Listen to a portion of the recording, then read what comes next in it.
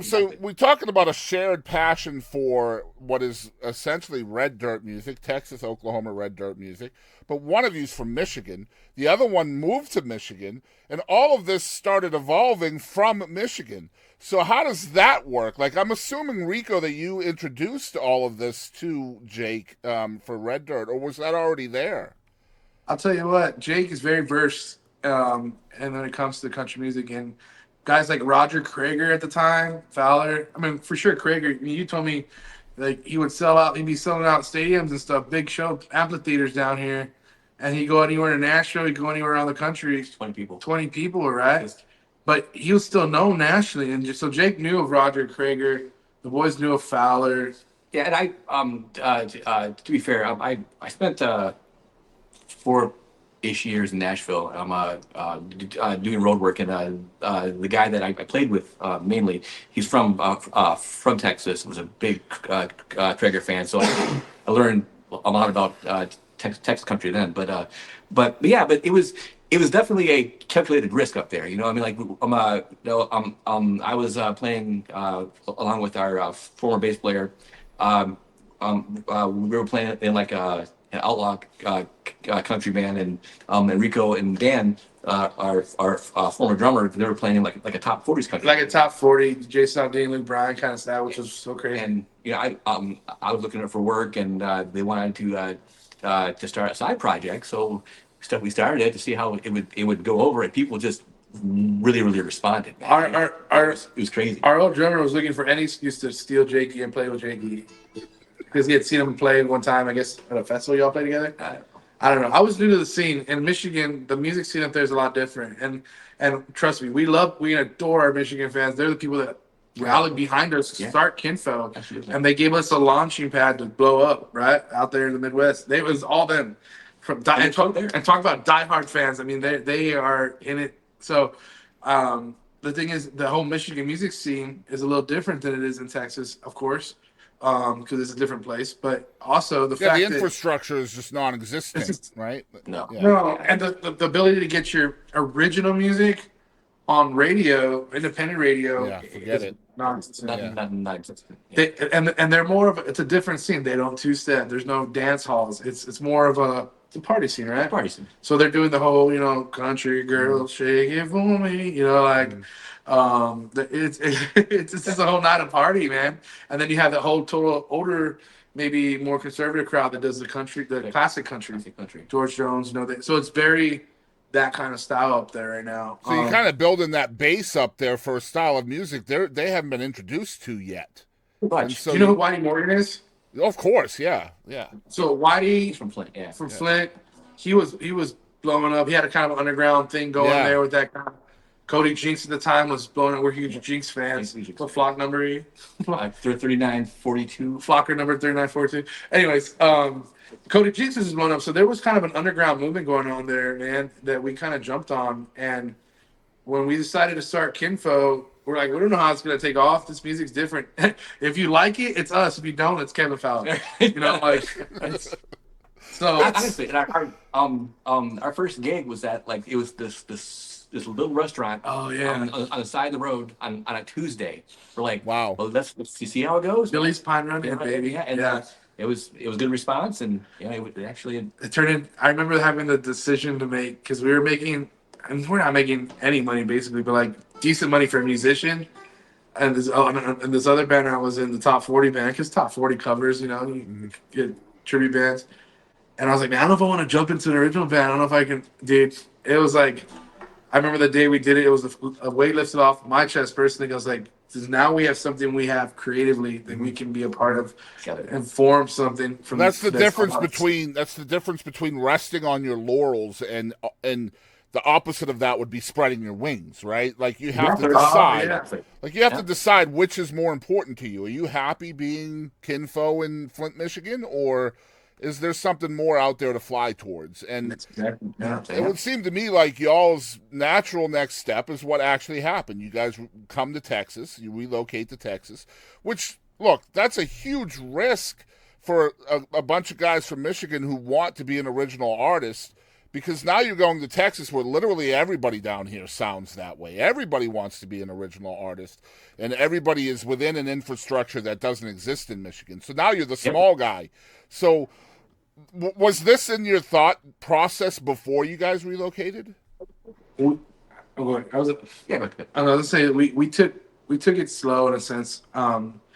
We did 4 runs down here. I call them tours for whatever. It was a couple week runs. Yeah. We dipped our toes, in the industry. We came down here at the time. There was a thing that the Texas music pickers out of College Station were putting on this seminar, and I remember that. we went to that for 2 years in a row. Networked, and every time we were trying to get somewhere, they're told, "Hey, man, you got to be present to win. You got to be here to win. You got to be here to be present. Get the gigs. You got to be here." And so we kept hearing that. We had some pretty successful runs. We would come play down here, and people would be like, "Man, where you guys from?" I was like, "Man, thank you. We love your energy. Thank you." It was cool. So then, I remember we were heading to an interview in Detroit, in the van, or maybe coming back from it. But I remember we were just in the van together, and our drummer Dan at the time was like, "Boys, it's like you said, it's time to spread the wings. We've done what we can do here in Michigan. I think in order to see what this can do, we got to get to Texas." And I think that night we all went home, talked to our people, and and made that decision. We had a meeting. And you're the only one from Texas. Even the girl you met, all these bandmates, they're all from Michigan. And so, what's that like, being the one Texas guy having to kind of describe to everybody around you, this is what we should do? Oh, I didn't. That wasn't me though. It was Dan to my ears to hear Dan. Okay. Our drummer, yeah. Jake and all these boys. They're like, "Yeah, let's go." And I was like, "Okay, I'm going home then. I guess we're going back to Texas. Let's do it." Because every time we would come here, Chris, it was like, "Man, what is this place? And why haven't we come here sooner? For our job, for the music, the scene." Right. And we had a blast. One of the first times we came down here was a sold-out show we played with Kevin Fowler and Lukenbach. So you can imagine the high we were on. It was like, we got to get down here and do this, and spread our music. And I don't tell you what, the boys sacrificed a lot. When I say the boys, because they all moved into one house, man. Yeah. One house with their wives, and shared one house for 3.5 years, 4 years. Through COVID, through the freeze, through everything, they were in one house, and they gave up their own privacy. They gave up their own everything just to be for this dream. Mm-hmm. And I had kids and a wife at the time, and I still have kids. So I had my own place, and luckily my family put us up for a while. Every time we would come down, my dad and mom opened up their doors for us to follow this dream, and so when we came down, we couldn't have done it without him, I don't think. No. We came down, the decision was made that we're going to go all in on this. And if it wasn't for that sacrifice that the boys made, I don't know if we would have Kin Faux, man. And that's certainly obviously a giant con that's kind of, catapulted, or whatever the word is, pendulum with a bunch of pros. Obviously the pros being, you're going to have a better infrastructure. You got radio, you got all of these promoters and artists you looked up to. But I imagine another major con is you guys built a fan base in Michigan. Yeah. And so you're leaving that behind. Now, I know, looking at your history since then, you guys always go back. You always, you're always playing for that fan base, because obviously that's important to you. But that had to be a hard thing to leave behind as well, right? Is that fan base you built up? It was, yes, sir. I mean, honestly, it was all calculated risk. No one was like, "Okay, well, let's just do it." I mean, everybody they thought about it, but as far as with what we do and what we were trying to achieve, which is to try to spread our music, by means possible, having the option for radio. I mean, there was certain limitations with where we were, and the opportunity was just so ample here in Texas. It was kind of it wasn't a hard choice. Well, we have a lot of viewers in Texas, so I'm going to try to explain the way it works outside of here. Okay. So if you're from Michigan or Mississippi or Washington State or wherever, Maine, in order for your songs to get on the radio, You have to get out of wherever you are, and you go to one of 4 places. You go to L.A., you go to New York, you go to Nashville, you go to Austin, Texas. That's how you get on the radio. You can't do it by staying wherever you are because that infrastructure's not there. So that's what I meant earlier when I asked these guys about resting on your laurels. If you're happy with that, if you're happy about being just a local band, then that's great. And there's a lot of highly talented bands out there that do that. But if you want to be known on the radio, you can't do that by staying where you are unless you're in one of the 4 places I mentioned. Is that essentially true to y'all? Yeah, I would say so, man. Yeah, sure. I mean, it's the whole thing of like, and not to be cheesy, but like following your dream and doing whatever it takes to make it happen. We knew as a group of brothers that this is what we wanted, and something that my dad taught me. And I mean, and actually, you know what's crazy? He said my dad used to tell me this as a kid, but then our Dano, our original drummer, told me this. That kind of like was weird for me because it solidified it. But he's like, this is not going to fail unless you let it. Like if it fails, it's because we let it fail. That's right. You know? And it's only going to get as far as you want it to get. If it gets hard and it feels like it's blowing up on you and the wheels are falling off, and he's like, you got feet, you can keep walking and keep building it. You know, it'll go. It'll go.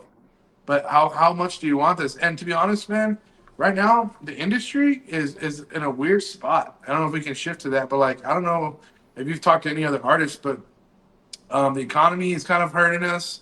I'm not getting political or anything, just saying in general. Course, like disposable income is not out there, so and usually that's where people that's where people consume art is with disposable income. We are not an essential, I guess. You know, we're more of an entertainment industry, right? So this is where the rubber meets the road in a sense of how bad do you want this? You know, it's going to turn around. It's going to. But are we going to be here for that turnaround? You know, like how are you going to stay holding on? It's the same thing that happened with COVID. That's yet another paradigm shift, right? When things like that are happening, you have to change up. Or, I'll give you an example. I stream video games live on Twitch often. Oh, sweet. And so there's not disposable income to buy a $75 video game anymore, right? Yeah. So what the gaming industry has had to do is they've had to make free-to-play video games with microtransactions kind of embedded within their system. So then what they're doing is they're allowing people like me who can't afford a $75 video game to play their game for free. And if I have disposable income that comes in, then I can buy their microtransactions that are within like the upgrades and stuff. Right, exactly. And so the music industry has to do that kind of stuff too. You have to shift and duck and weave and figure out ways of getting your people to support you without even realizing that they are. And that's the important thing. That's that paradigm shift when it comes to the economy. I think you're right. And that's what we did, you know, during COVID and stuff. We didn't stop, man. I mean, we're lucky we're in Texas where things were still kind of open, but a lot of our buddies that I know that were started at the same time we did kind of fell off the map because they just were like, man, we're COVID, we can't do anything. Mm-hmm. I was like, man, BS, man, we're going to do some live streaming. We're going to do we're still rehearsed. We still wrote. We still got together as a little group, you know, at our house, whatever.